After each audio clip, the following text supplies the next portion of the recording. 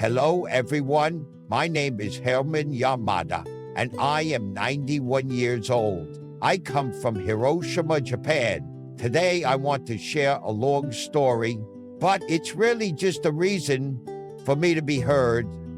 As a child, I lived a peaceful life. I was 17 years old and had a girl I loved more than life itself. Her name was Aiko, and we played music together. I played the violin, and she played the piano. The music we composed together seemed like it would last for our entire lives.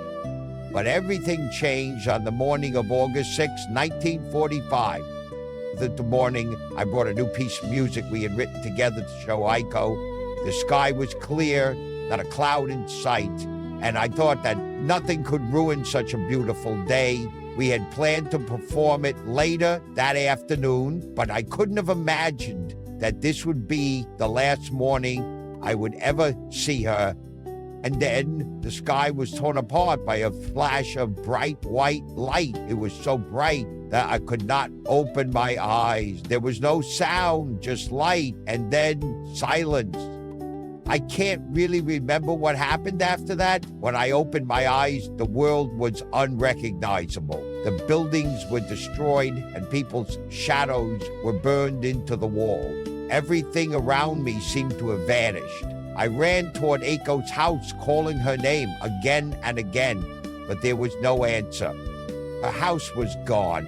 It wasn't there anymore, and neither was Aiko. I searched in desperation, digging through rubble with my bare hands, but there was nothing, no one. I had to go through an unimaginable life. After the war, I still couldn't accept what I had lost. I buried my violin under a scorched tree, and I swore that I would never touch it again. That violin wasn't just an instrument, it was a memory, a dream, and a piece of Aiko. I couldn't play anymore, and I didn't want to.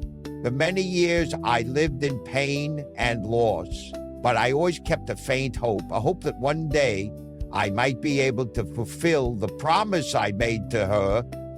Many years passed and I never touched that violin again, but then one day I received a letter. It came from a survivors organization for those affected by Hiroshima. They told me that someone named Aiko Sato had asked if I was still alive. After all these years, I learned that she was still alive and she had been looking for me.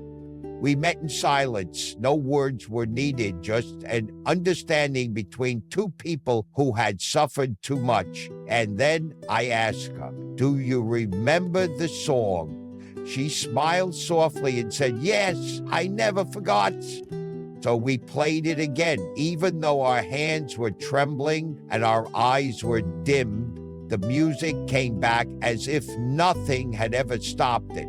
And today I stand here not to seek fame, but to share a part of myself, a part of Aiko.